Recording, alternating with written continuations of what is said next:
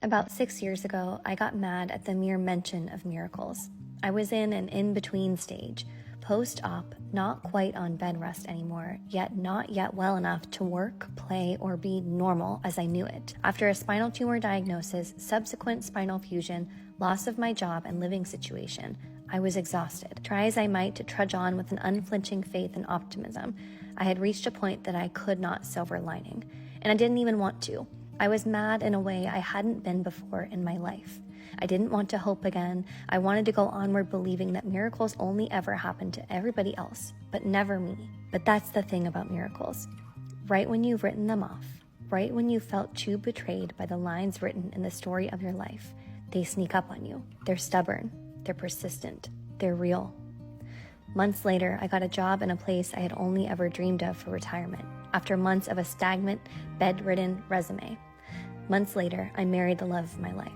Months later, my scans revealed the tumor had somehow shrunk just a bit. Years later, my youngest nieces were born. Years later, I birthed James. Years later, my dream of writing full-time came true. And in between these big moment miracles, small but mighty miracles were speckled all throughout. A dear friend fell in love. Another found her spark again in a newfound hobby. Another healed, and another and another. Another bought her first house and made it into a home. Airport reunion hugs were had. Surprise visits appeared. Laughter until you cry was had and heard. Healing 3 a.m. couch conversations were held. Secrets were kept. Tears were shared. Recipes were shared and tweaked and tested. Tearful toasts were made. Mistakes were laughed through together. Pepper plants blossomed. Neighbors became friends. Dogs on walks leaned forward for pets. And on and on and on they persisted, moment after moment, miracle after miracle. We can get mad at the circumstances beyond our control. We can cry hot, angry tears and question why 100,000 times.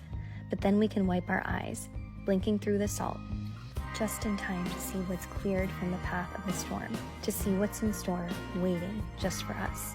At any moment, a miracle can be brewing, ready to surprise us when we least expect it.